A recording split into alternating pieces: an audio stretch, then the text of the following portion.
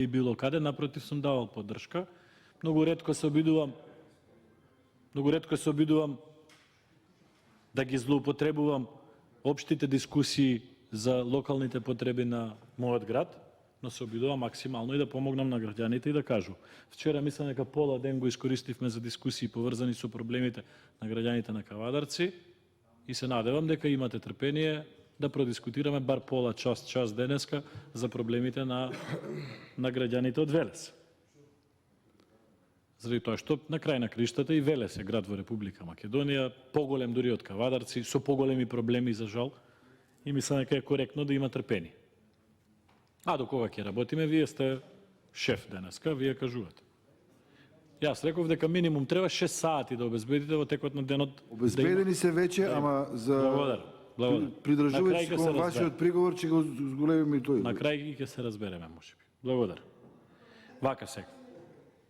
Значи, да одговорам на неколкуте работи кои што колегата Иванов ги кажа.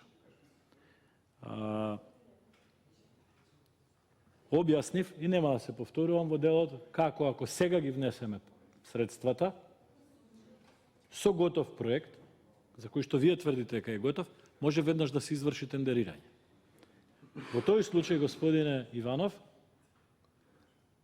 има разлика, амандманот кој што јас го предлагам е 1,5 милиони, а вие велите дека тој проект чини 2,5 милиони, односно реализацијата на тој проект чини 2,5 милиони. Има можност за да може да се тендерира целиот проект и да не ги делиме атмосферска, фекалната канализација со пречистителната станица, има можност наместо 92 милиони да комисиски интервенираме во амандманот.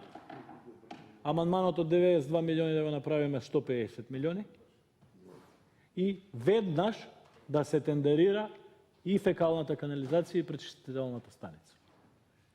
Нема да навлегувам во објаснување од инженерски аспект дека мора да има пречистителна станица за да се пушти во употреба фекална канализација. Тоа е законски. Дали ќе се изгради едното прво или другото прво е небитно, но е битно дека не може во тие населени места да се пушти во употреба фекална канализација ако нема пречистителна станица. Поради тоа што ако се пушти, ќе значи загадување на водата за 50-60 хиљади луѓе со опасни бактерии. Значи можеме комисиски наместо 92 милиони по ваша интервенција да го направиме на 150 милиони и да ги обезбедиме средствата. Вие нема да го прифатите тоа. Јас сум сигурен. Заради тоа што се уште, господин Иванов, верувате на министри од владата. Јас ви тврдам. Да, знам дека верувате. И жал ми е што верувате. Да, жал ми е што верувате заради тоа што јас ви тврдам дека овој проект нема да го има во буџетот ни 2020 година. Ви тврдам. Еве пред јавноста, пред нашите сограѓани, пред колегите пратеници, ви тврдам дека овој проект нема да го има во буџетот за 2020 година. Тоа е за месец и пол, ќе го видиме. Ако сакате и ќе се кладим. Еве колегата Велковски ќе сече. Од друга страна, господине Иванов, вие во Велес се фалите со некој цевковод за кој што вадите сума од 25 милиони, чиниш градиш нуклеарна централа и велите дека се прави физибилити студија за тој проект сега. Ама 1/3 од тој цевковод е веќе направена пред 7 години. И запред да се направена е. Зошто нова, а не се користи 1/3 веќе изграден систем? И престана да се прави во момент на економската криза. Значи 1/3 е направена за многу помала сума од тоа што вие кажувате. Но, господин Иванов, може би е добро да одговориме на некои други прашања. Ако сега сте правеле проекти, зборам проекти како проектна документација, не како идеи. Вие како СДСМ на избори во Велес сте ветувале следни работи.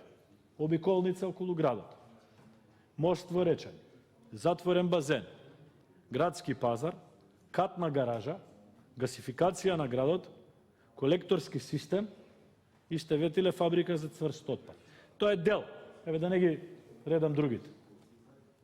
Дали еден од овие проекти е направен во реалност? Дали гледаме нешто од тоа во нашиот град? Не, ништо. Ништо.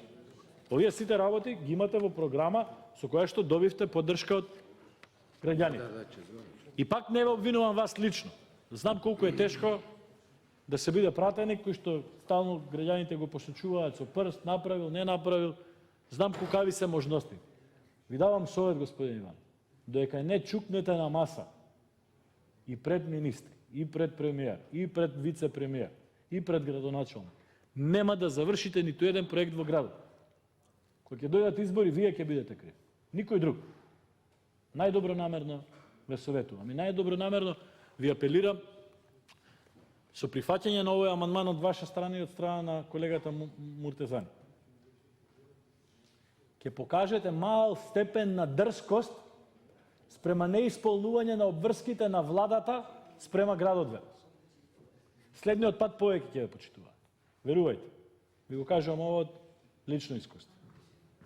Се додека одите по линија на верување, нема да го исполните тоа што знам дека сакате да го направите. Ви благодарам. Благодарам.